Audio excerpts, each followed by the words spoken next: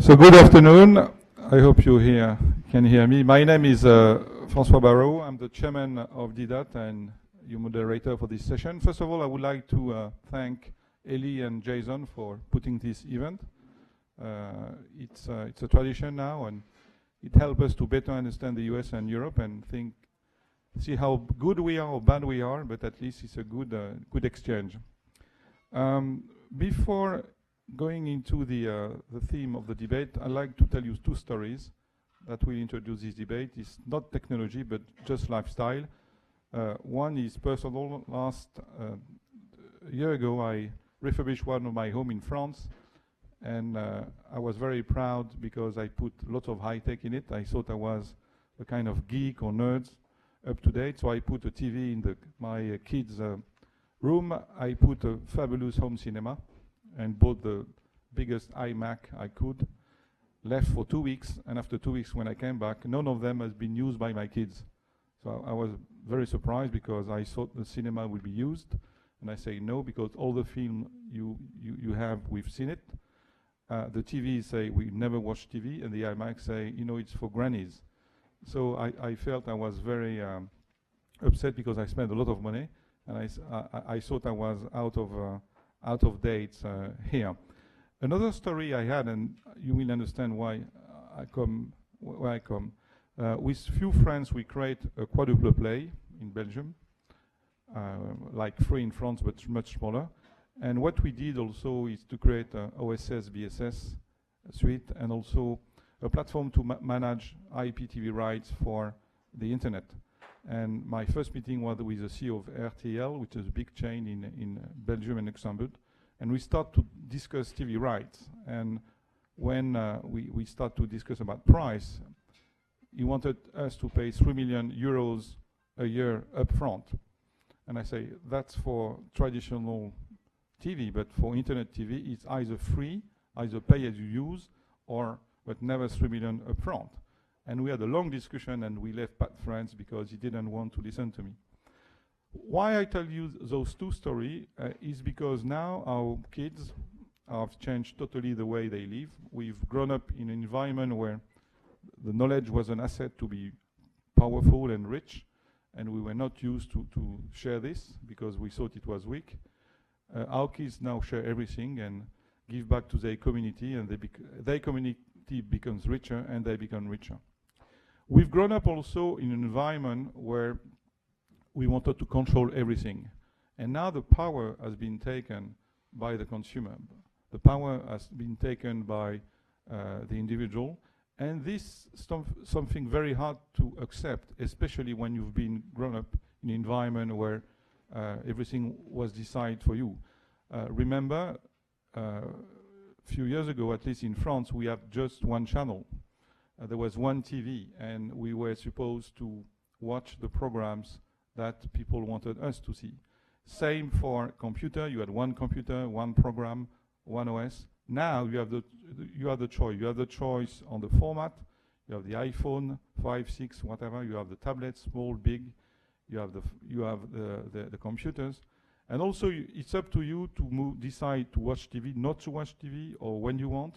So we're moving from the traditional linear TV to non-linear, and it's a big disruption, not only for the economy, for the advertising, who's still looking for eye contact with the audience, but also for policymakers.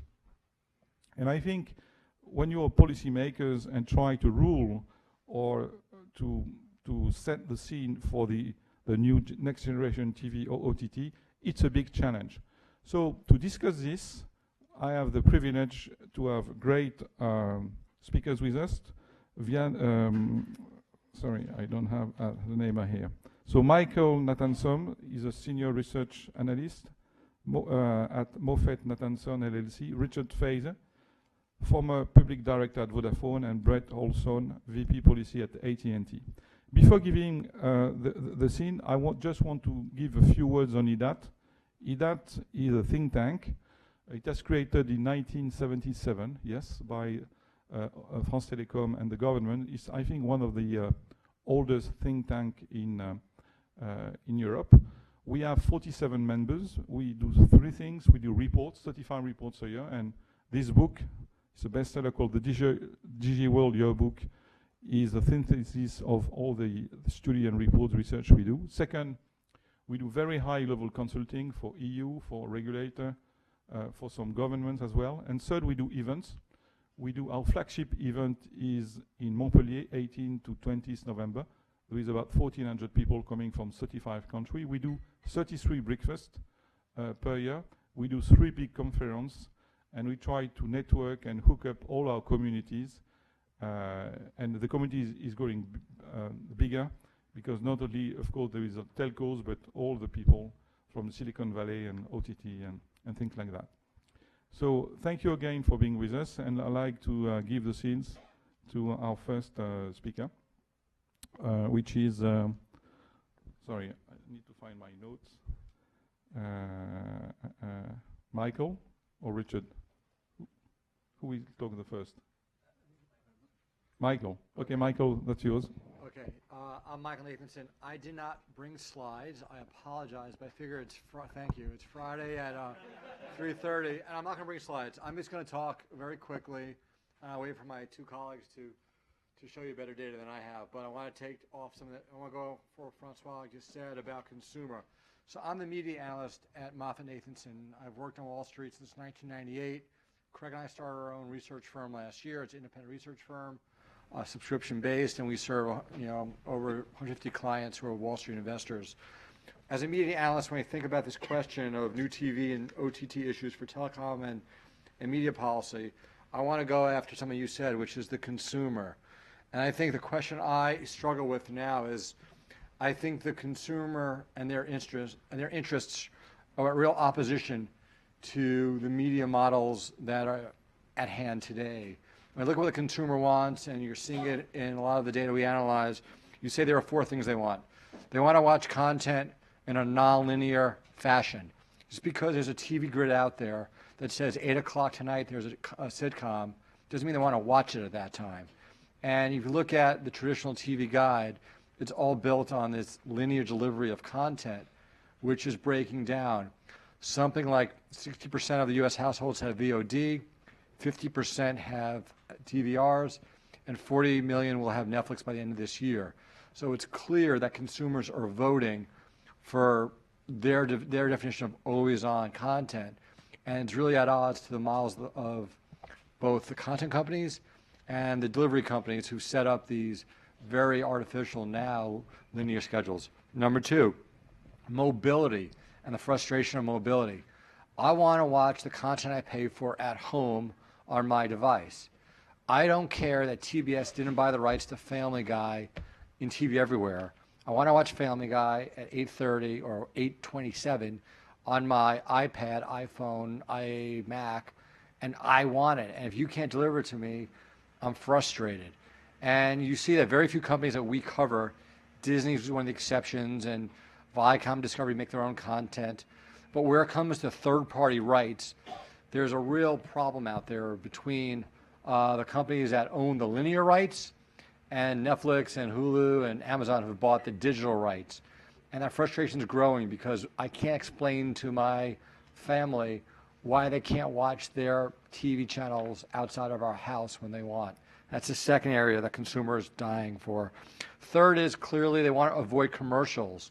I think part of the appeal of Netflix and certainly, of course, DVRs is the ability to skip commercials. It's just more efficient. It's better. And they will pay more money to skip commercials. And fourth is they want to pay less. And I used to cover the music industry. And, I didn't like it before they unbundled the album. But what consumers clearly showed you was they understood that a 13-song CD was a fake bundle that was being jammed down their throat by music companies that maybe had 1 or 2 good songs on the album, but had you take the other 11. So once Apple went to the unbundling, people quickly realized that, look, we, the consumer, can save a lot of money by buying singles. Now, my companies are smart. The media companies are smart. They're not going to unbundle deliberately. You have to buy ESPN 1 through 7 and the Disney Channel if you want to buy it from Disney.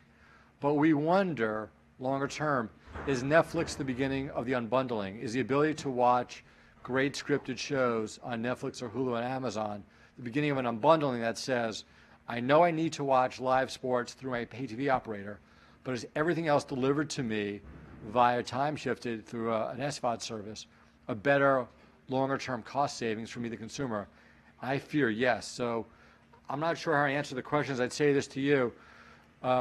Regulatory policy has got to allow entrepreneurs to come up with new models where there's not a toll on their new model. And I think if you listen to Netflix and Reed Hastings, who's genius, he's made the issue of Comcast Time Warner Cable about the toll. He's called it net neutrality, but it's a toll on the interconnect because he doesn't want to see his business taxed, in his view, by Comcast or Time Warner Cable, whomever the big bad distributor is. So I think when Reed Hastings talks about what he wants, given where the consumer's going, the consumer's on the side of Reed Hastings. And I think it's really hard for public policymakers to ignore that voice. And that's how I look at it. So I'm the media person who covers this space, and I just think the biggest question going forward is broadband policy. It's is usage-based pricing, and is the tax on interconnect, if we want to call it that. So that's where I am. Thank you, and I will give the floor.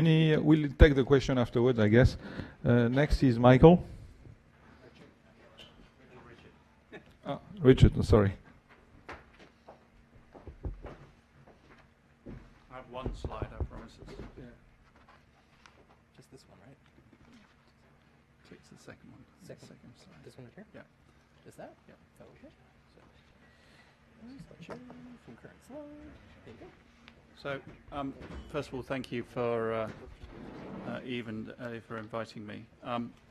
I was just going to provide a quick perspective from a sort of European, more policymaker perspective. I think the timing is very good for this, clearly, as Netflix launches into 200 million more households in Europe this week. The question of sort of what is the European reaction to all of this explosion in over-the-top video services going to be, it seems to me very well pitched. I mean, a lot of people would say the European environment is a bit different. Europeans are less accustomed to paying relatively high prices for their television. Television markets in Europe are highly distorted by very significant presence of public service broadcasting of one kind or another, and differs by market. And the only purpose of this slide is to make the point that there is no such thing as a European broadcasting market. This just shows you the different platforms that people use, DTT being purple, and then DTH and cable, the other colors. There's a huge variation within European markets as to the existing platforms that people are using to consume and watch their television. So sort of any generalizations, I think, across Europe are very dangerous in terms of understanding where things might go. My point is that I think when I think about it, there are probably 5 things, if I'm a policymaker, I worry about in connection with this topic. The first is a very simple one that Europeans are worrying about anyway, which is we've all seen the statistics in terms of how video over the internet drives demand for capacity. And so there is the obvious and long-standing concern in Europe about, do we simply have enough investment capacity to upgrade the underlying delivery infrastructure quickly enough to support this? Are the right incentives in place for networks and operators and carriers to invest in capacity? I don't want to spend any time on that because I think that's a well-worn kind of topic. The second is clearly these services increase competition for viewers. So from a policymaker's point of view, this is a thoroughly welcome development in terms of injecting more competition into the market. And I think there are 2 dimensions of that Europeans would worry about. The first is a more general one, which is concerns about incentives for people to try and restrict that competition. So we've seen already prospectively in cable transactions in Europe that part of the conditions for people being allowed to scale up in terms of cable businesses has been commitments not to block over-the-top, rival over-the-top video services as one of the conditions for approving the merger, a sort of net neutrality kind of remedy, rather similar to we've seen in some cable transactions in the US. So I think concerns about competition problems arising from these new services are going to be fairly significant. The other is Europe has an obsession with trying to scale some kind of cross-border content market. At the moment, only about 8% of the content that Europeans watch derives from another European country. So in terms of French viewership of German-originated content is very small. And this sort of over-the-top content delivery platform, again, looks like a good way of scaling up a single European market for some of these kinds of services.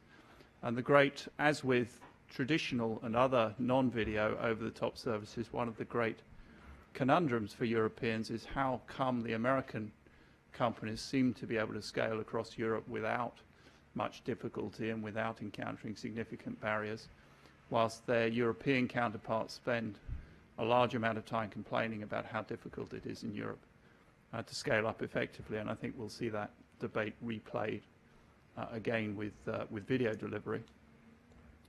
The third issue, which I think Ellie alluded to in his comments earlier, is there will be a concern in a variety of ways that this over-the-top delivery disempowers states, disempowers regulators. And in the area of European content production and broadcasting, this is will be a very significant concern. So we currently have in Europe a large number of regulations requiring producers of content to make subsidies or payments to cultural subsidies, quotas in terms of how much a European originated content providers and platforms and channels must provide. So the majority of content has to be European originated on most platforms, traditional linear platforms in Europe, rules about how much advertising people can carry. And I think it is inconceivable, if these over-the-top services attain a degree of scale and traction in Europe, as I expect them to, that these kinds of issues will not, in fact they already are, will not come to visit these platforms as well, with governments seeking to or worrying about how they extend these kind of rules and obligations to these new platforms. I think it's no coincidence if you look at the countries that are trying to put quotas and impose content levies on these over-the-top platforms at the moment, of whom Italy and Spain are the most significant, the two countries that Netflix has not announced that it's launching in today. It seems it's no coincidence that these are the markets where I suspect these services will be last to tread. Related to this, the other way in which the state obviously expresses its interest in this area is the role of public service broadcasters, and I think this is ambiguous in Europe. In the UK, the leading provider of over-the-top services for many years in Europe, in fact, has been the BBC, has been the public service broadcaster that invented the iPlayer and introduced the iPlayer technology and so on and so forth. So it's not self-evident that public service broadcasters get marginalized by these technologies, but I suspect in the majority of cases this will also be regarded as a threat to the public service broadcasting model, which is under a number of threats in any event. Finally, I think in terms of the state, we will see over time, as these platforms become more important, a debate around the regulation of these delivery platforms in just the same way as we're seeing a debate in Europe around the regulation of, for example, the search platform or the social networking platform that Facebook operates. So this topic, which in Europe is often where, again, the French government is a leading thinker, if not an actor at this point, the debate around so-called platform neutrality. These delivery platforms, it seems to me, will be one of the platforms that Europeans think about as almost quasi-public entities, as things that are not simply run for the benefit of shareholders in the private sector, but perform some kind of more significant political role. And to the extent that one company dominates the platform, is going to spend a long time having a lot of engagement with governments in Europe about how they're regulated in future.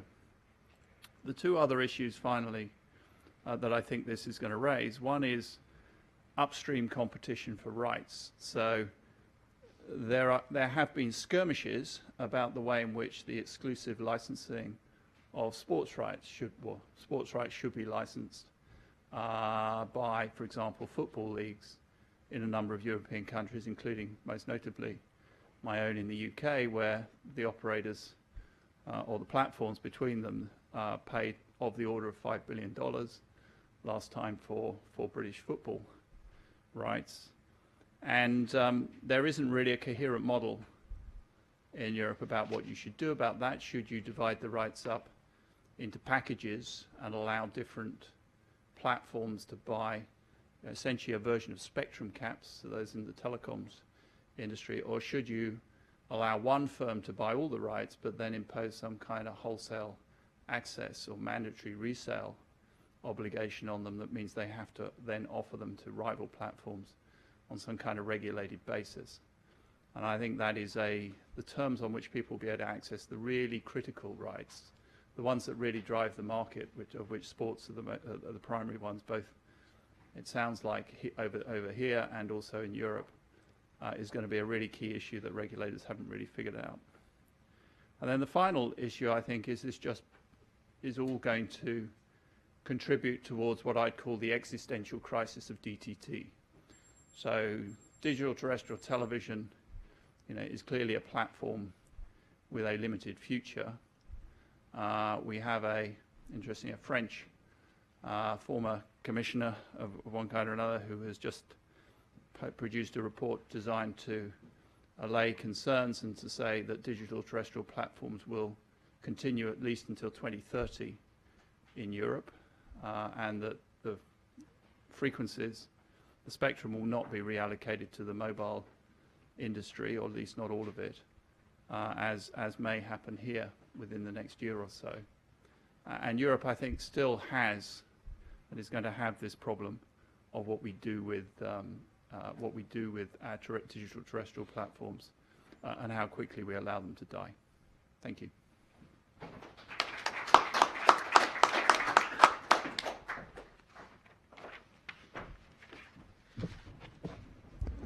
Thank you, Michael. Now give the floor to Brent.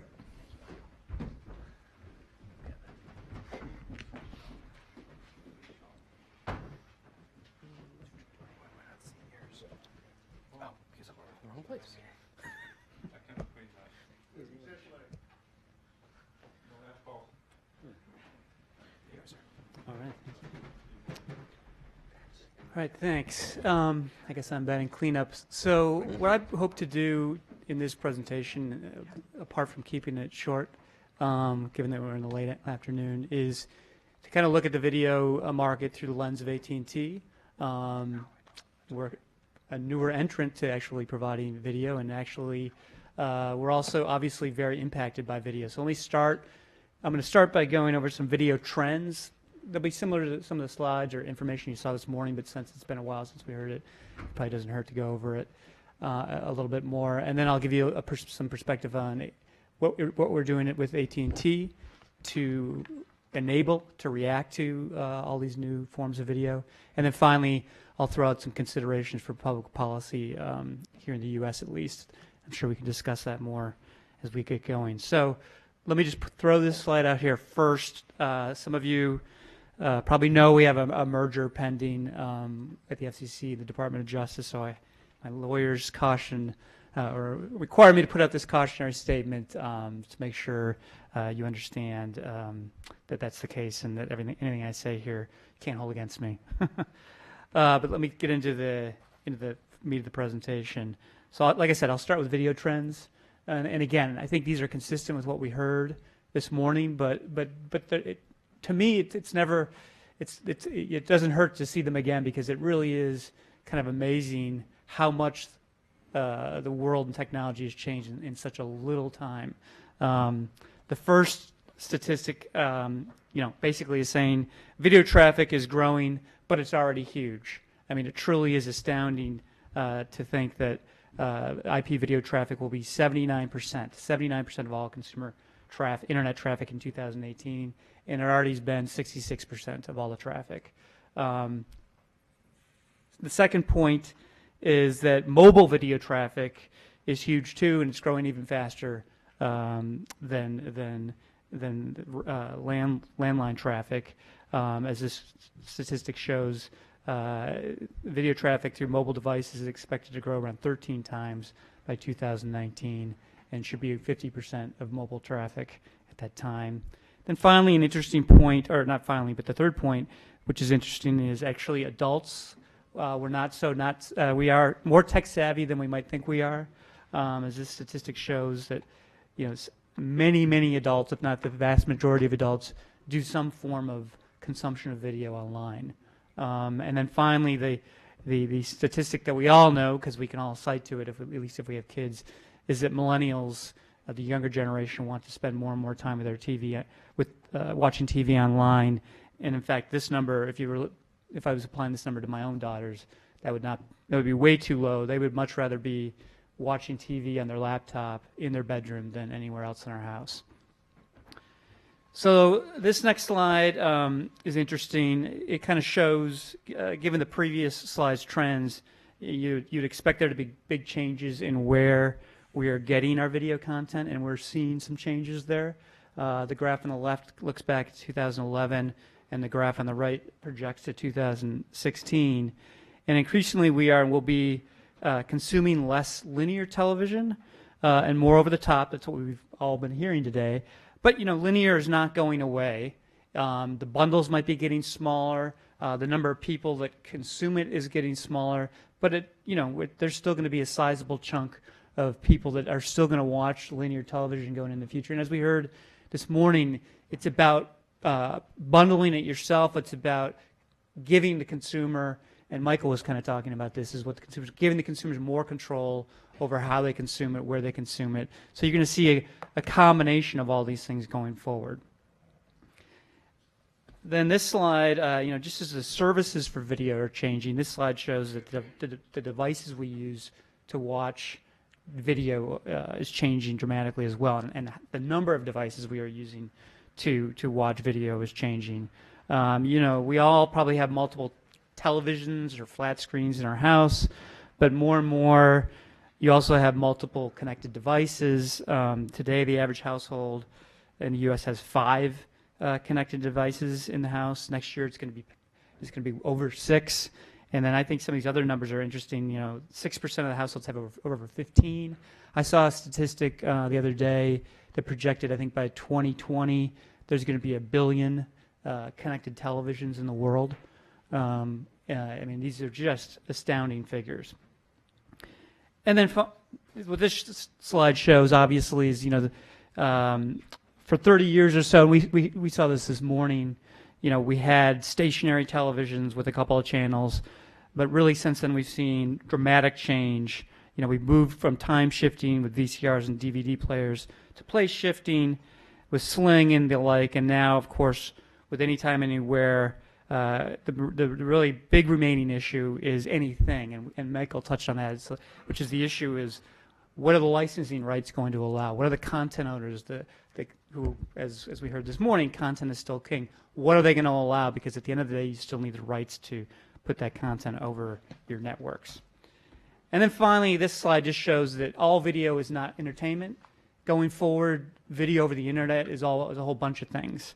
It's going to be, and already is, conferencing, it's going to be for education applications, it's going to be for gaming, it's for healthcare. Video increasingly is an application that is going to be embedded in different parts of what you use the internet for, and it's not always going to be treated the same.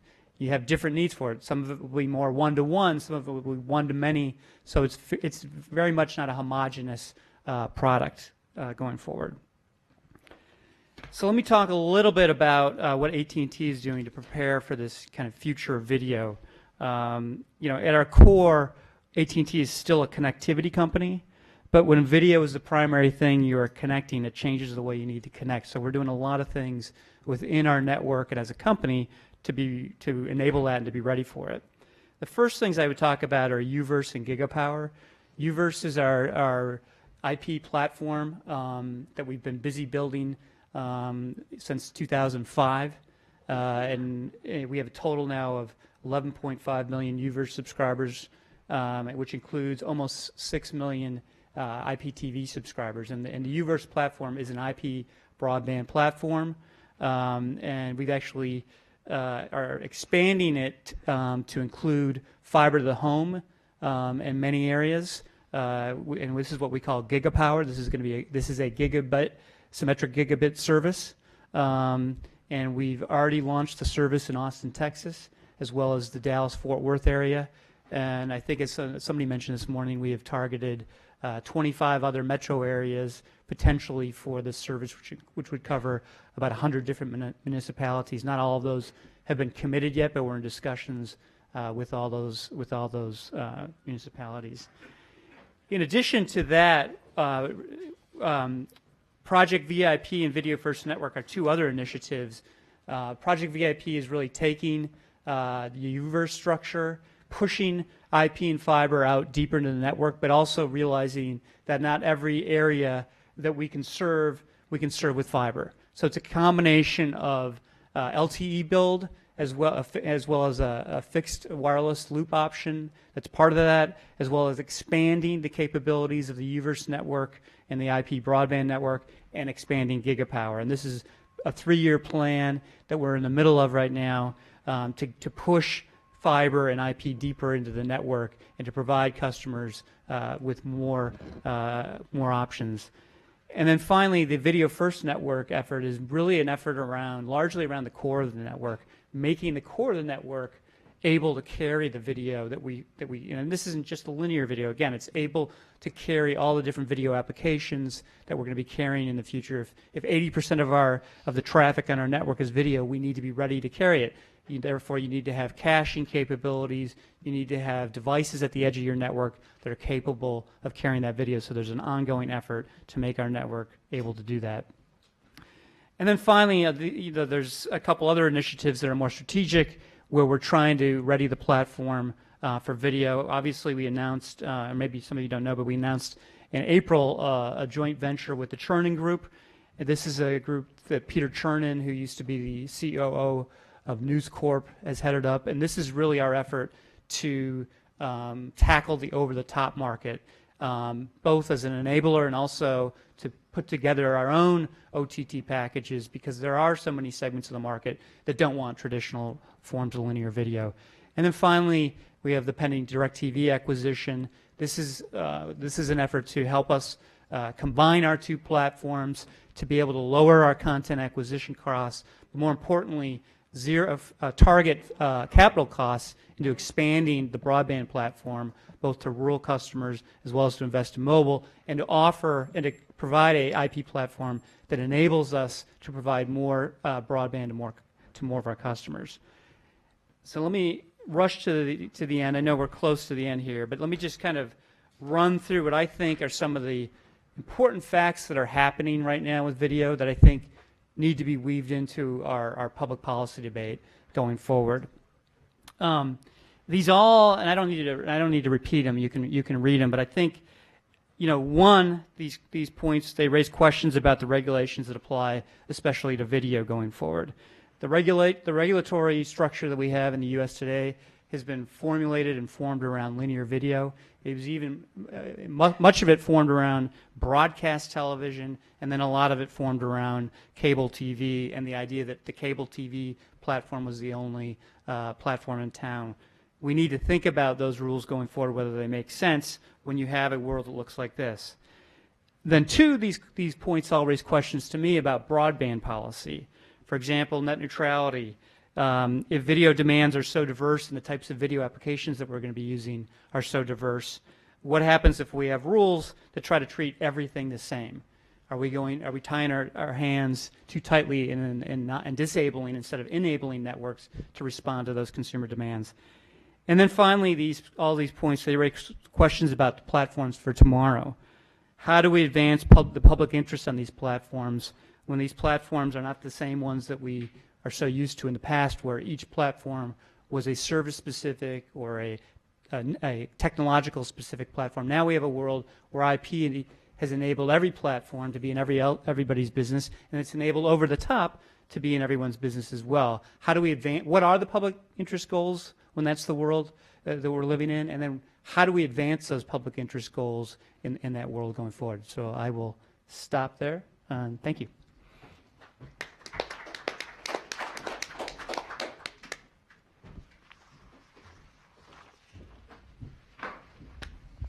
Thank you, and apologize again for mixing the first name. That's the Air France strike effect.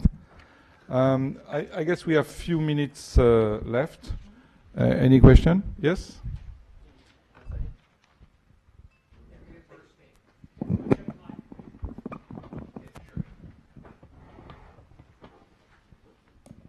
Dave Burstein. I'm a tech reporter, so I have two questions. One's to Brett, one's to Michael, which is the more interesting one. To Brett, as a tech reporter, I'm reporting that the cost per bit is coming down with Moore's Law dramatically. In fact, all the data I've seen is that actually your cost of carrying the video is going down, not up, despite the traffic growth. Do you have any data of your cost actually going up, or just the traffic, which we presumably solving in technology? And then for Michael, the more interesting question. Your partner Craig the other day said the cable companies were in serious trouble unless they could get a very high intake dollar from the over-the-top.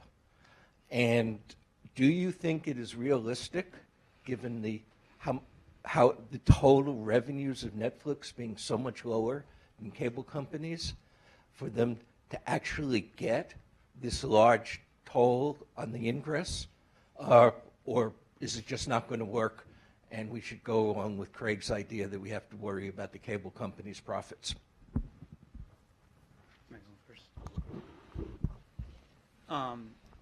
That's your question about the costs.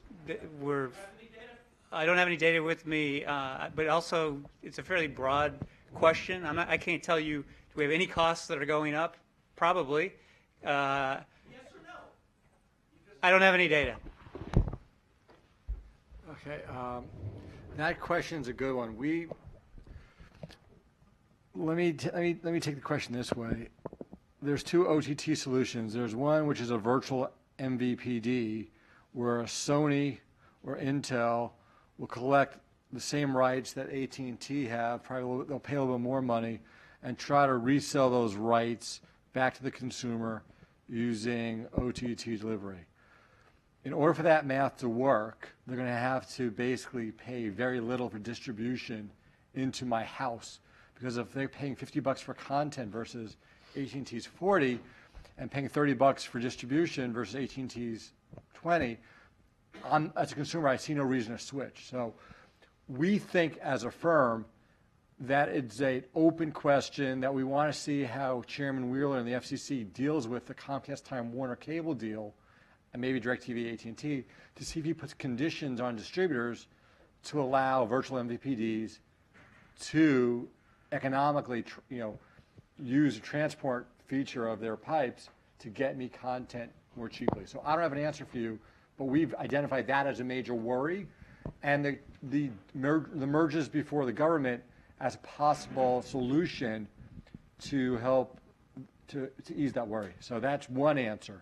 On the other OTT solution, which is Netflix rightly worries that if they continue to build up their library, but are charged, or consumers are charged tolls on the front end on broadband usage, or the back end on interconnect, that their product becomes less competitive. And yes, they can't afford, given their thin profit margins, to pay any toll. Is the debate net neutrality? Is the debate Reed Hastings profit margins? That's not going to be my judgment today. But again, we think as a firm, the risk would be that Netflix has raised this issue high enough that they will get regulators in D.C. on the Comcast Time Warner Cable deal to give in to the issue of don't collect a toll on the interconnect. We don't know about broadband usage. Thanks for clapping. But we don't know about broadband usage. That's an open question, but we're intrigued and we're somewhat worried that there may be a cap on broadband usage. I don't know. That's just us. Yep. Can I just respond to Yep. that? Because I know it's characterized as a toll, but I mean, one thing we have to keep in mind is Netflix has always paid to deliver their traffic. This is not a new issue, really. Netflix historically started, when they started streaming, they paid CDN companies. They generally used Akamai. Then they migrated from Akamai to start using companies like Level 3 and Cogent, who actually diversified their businesses from just being a backbone transport provider to becoming their own CDN. And they paid them as well. And then they've recently developed their own CDN because they're big enough. There's very few companies that can do it. Google's one of them, Amazon's another one, Apple, that have actually self-provided a content distribution network for their own services, as opposed to being one like Akamai where you sell it to somebody. But these have always been relationships where they've paid to have the content delivered.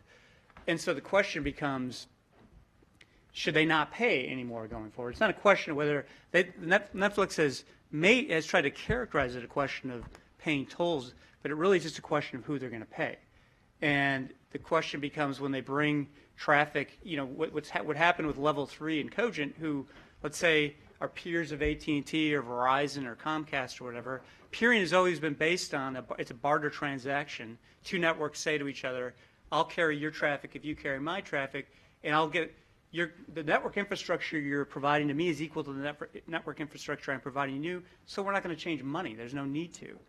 And one of the core concepts of that to determine whether that's an equal barter transaction was if the traffic was equal, relatively equal.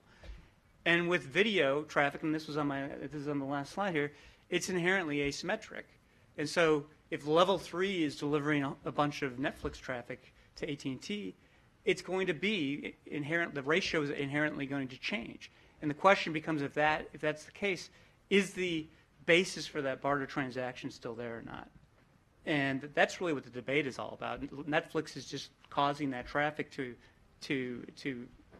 because at the peak usage hours, they take up 30 to 40% of all traffic on the internet. Therefore, they're literally the purple cow of the internet. No one comes close to looking like Netflix. But the bottom line is they've always paid. It's never been a toll. Okay, thank you. There is one question here. Yeah, that's one. This is Andy Lipman from MIT. That's one characterization of the way it works. That's not the only characterization. But I have a question that I don't understand the answer to, and maybe it's for you, and maybe it's for you. But people keep raising the point about the fact that the traffic is suddenly asymmetric.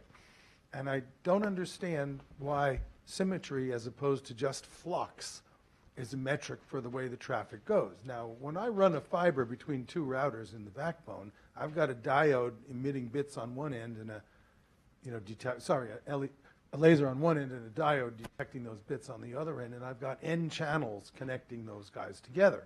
And if the traffic is asymmetric, all I need to do is kind of flip those diodes. And with the same capacity and the same number of fibers and the same number of ports on my router, it costs, or seems to be, no burden whatsoever to handle traffic that's asymmetric. What might be a burden is if you had unanticipated asymmetries, in which case your provisioning would be out of kilter. But this is not exactly unanticipated. We sort of know. Now, guys like Netflix, or anybody for that matter, they indeed do pay once for their entry onto the network. Isn't that true? And the definition of peering, I think, is that there be no cost for that among backbone providers. So it's really a question of when you get into an access network, not among backbone providers and how many. But the fundamental question is, why does anybody care about symmetry or directionality of the flow? When I made a phone call back in the 80s when there was an AT&T that was different from the one today, nobody seemed to care whether me or my wife was talking more. I mean, that didn't make any sense, but now we care. I don't understand where that comes from, because technically I'm not sure it's supported. Thank you. I guess I'll take it first. There's a lot to respond to there.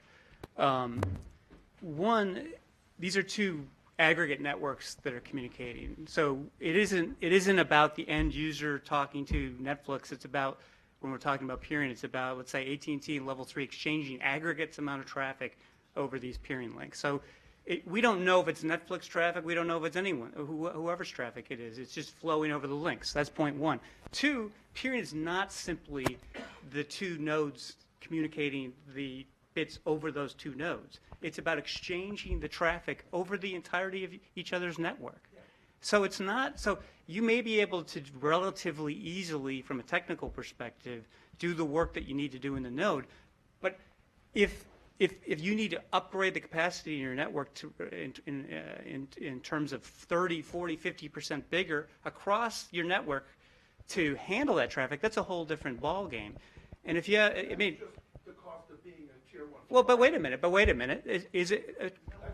But peers, as I said, it's a barter transaction. It's not a So it's a question of, what I'm getting for you, is that equal to what I'm getting from you, right?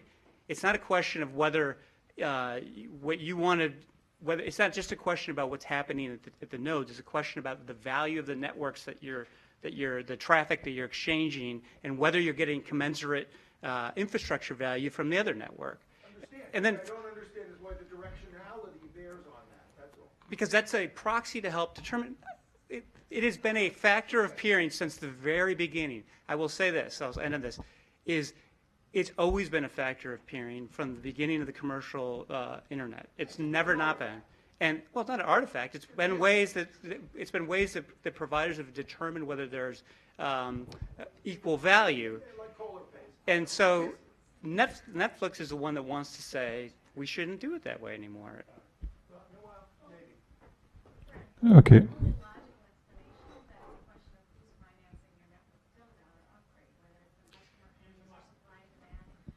They're willing to pay versus, your content distribution networks and what they're willing to pay to put the content on and send it to them. Well, I think that's a great point. But I mean, at the end of the day, the question that is put in front of is somebody has to pay for it, right? Somebody's going to pay for it. And the question is, if you don't have this transaction going on in the networks, then what you're saying is that all the internet users need to pay, not just Netflix broadband users, but you're saying that all internet users need to pay for the usage that the Netflix broadband users are incurring. Okay. You want to say something? Well, I just sort of different perspectives. I mean, the question I always think about is, even let's assume there weren't any rules.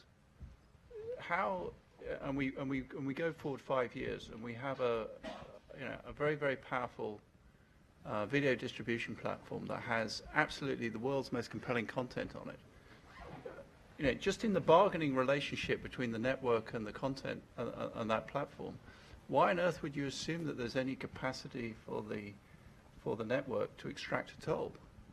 I mean, the issue here in the end is not going to be, in my view, about what the regulation is. It's going to be about the bargaining relationships between these firms in the value chain. And I go back to Ellie's point, which is we're getting kind of concentrations of power at different points in the value chain. It's not at all obvious to me that a network operator, at least in Europe today, could block access to YouTube, could try to extract a toll from YouTube. Google withdraw the service, so none of your network as an operator, none of your customers get access to YouTube. I think that would be sustainable for a matter of hours. Okay, and then essentially the operator would back down.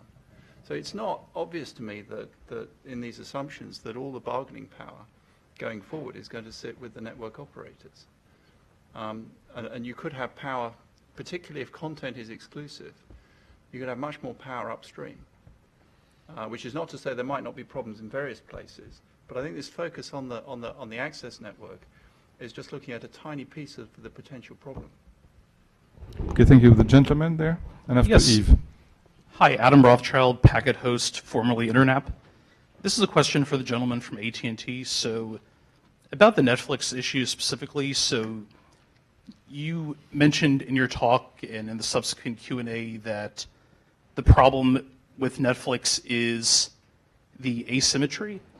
If Netflix were to retool their app so it would be a symmetrical traffic flow, and basically for each packet of data a user's set-top box receives, the set-top box were to send back a packet of comparable size with, say, telemetry data or some sort of echoing, basically making sure the video was received and basically the resulting traffic flow was symmetrical, then in your view, would that make Netflix a qualified peer of AT&T's?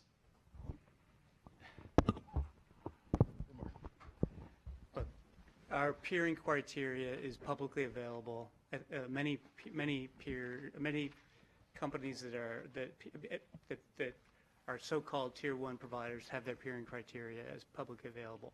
We have, many peer over 20 peers or more. We have many relationships with CDNs and thousands of transit relationships. The way to reach the AT&T network is not only through AT&T. You can go through all those different providers. I don't think Netflix is going to do that. That seems like that would be a ridiculous situation or a ridiculous thing for them to do. And I admit this is a straw man that I made up, but at the same time, point is again, it is. Sorry, go ahead. I'm sorry.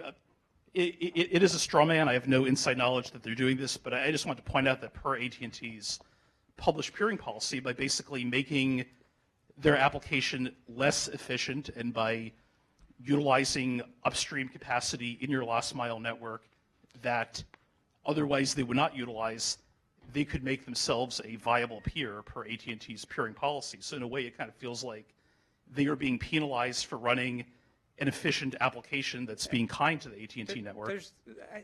There's no penalty going on here. I think that if we step back and analyze what's going on, the peering or backbone market has been competitive from the get-go. There's literally dozens of providers. In fact, there are smaller companies out there that peer with each other. So as a tier one backbone provider, not only can they not go to you, but you're competing against other large backbones for their business, but you're also realizing that smaller ISPs can just directly peer with each other or go through somebody else to connect. So you're constantly fighting for their business. In fact, if you go to drpeering.net, you'll see that the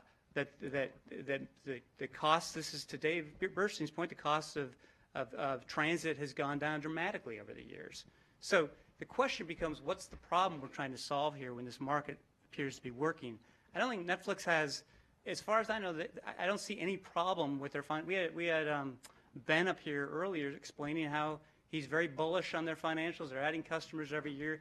And I think he showed that their effective infrastructure costs were around 7%, and their costs of content acquisition were 80. So I'm not quite understanding what problem we're trying to solve with this issue when it's, this market seems to have been working. The FCC has never regulated it, has actually said specifically many times before that they don't see any reason to regulate it. So the question is, why are we thinking right now that there's a reason to regulate it? And there's only one company out there right now saying that there's a problem. If you look at Akamai's comments in the net neutrality docket, they don't agree with Netflix. Yeah, I think what we've seen through the FCC ECFS filings might not be an accurate indicator, just because I'm not familiar with AT&T's stance. I haven't negotiated peering with AT&T. I have dealt with Verizon, Time Warner Cable, Comcast, and a lot of the actual paid peering agreements have as a clause in the MSA that the party signing the agreement is basically agreeing not to disclose commercial terms or even make any commentary at all to government regulators. So I think that's kind of put a muzzle on a lot of the dissent.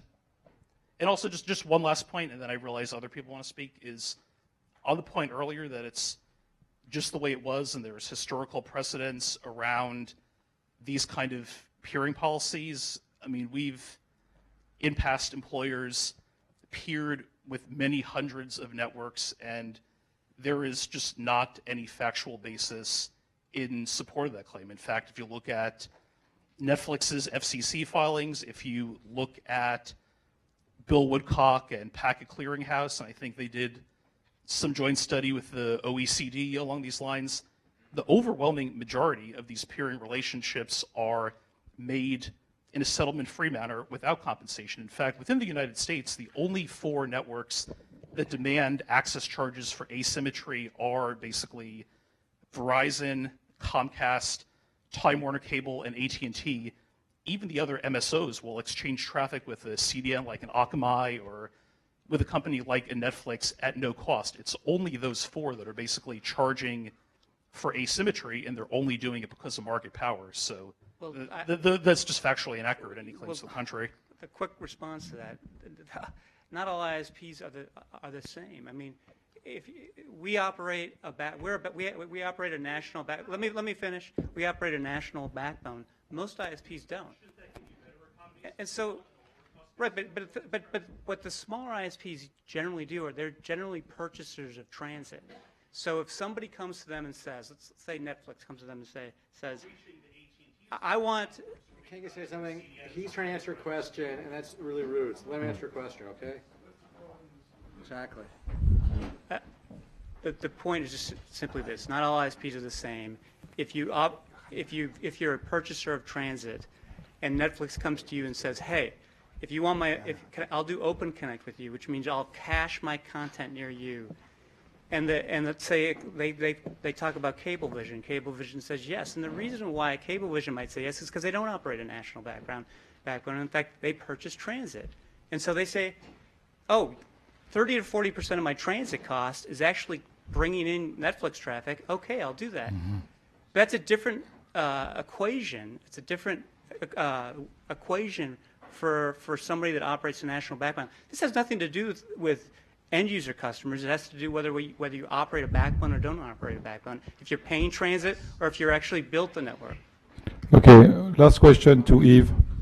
Okay, there is always a lot of passion when we have to talk about interconnection between telcos and content provider. I don't want to come back on this debate, but we built economic and financial model in our teams for a big players. I just want to say that if we are looking at the price, at the cost for the content provider, it's not very, very important when we see all the papers about this topic. What it represents is not really very important, and it's based on the transit price, which are decreasing every quarter. And I have now one question, maybe for you and maybe also for Michael. Michael, when we are looking at your research, very often you are pointing out the fact that the profitability for the cable industry of video is less important than broadband offering. And in the same times, when we are looking at AT&T or Verizon and their triple play offering, we saw that their wireline revenues for the consumers are now no more decreasing, or maybe it will be the case for the next quarter. It's a new gap that we have with the European situation in which the wireline revenues are still decreasing. And if you have this good result in terms of consumer revenues for your wireline activities, is mainly due to your video offering and to the importance of pay TV for the US consumers, a situation that we don't know, we don't have in Europe at the same level. But there is still the question regarding the profitability of this offering. Revenue is one thing, profit is another thing. You explained that if you are interested by direct we say short question, short answer. Yves, short question, short answer. Okay, you understand my question. Could you comment on this topic? I think the question is video a worse business than broadband, and will it maintain that way? I think that's the question. The video business without broadband is not a long-term great business. My content companies keep looking to grow their affiliate fees 8 to 10% a year, and there's no end in sight. If you want to pay the NFL or the NBA, which prices are rising greater than inflation, they're going to look to tack it on to the affiliate payments from AT&T, DirecTV, the rest of the distributors. We as a firm think that video margins are going to be under pressure for a long term, but you make it up on broadband. And that's why watching Comcast, Time Warner Cable, and the policy debates around government and whatever the FCC is going to decide to be the kind of the resolution of that deal is important to us as a firm, because we don't want to see the profitability of broadband challenged or slowed by a merger condition. So that's how I answer, I think, your observation, which is our observation about the differences in profitability. And do you consider merger operation between AT&T and DirecTV or such a type of operation will be able to change the relationship between the distribution platform and the content provider? Yes, I worry that for the companies in my sector that I'm the media analyst who are too small, they won't have the market scale to drive, as Rich was saying, the relationships. The smaller companies in our industry will not be able to get the pricing they think they will get out of these combinations of companies.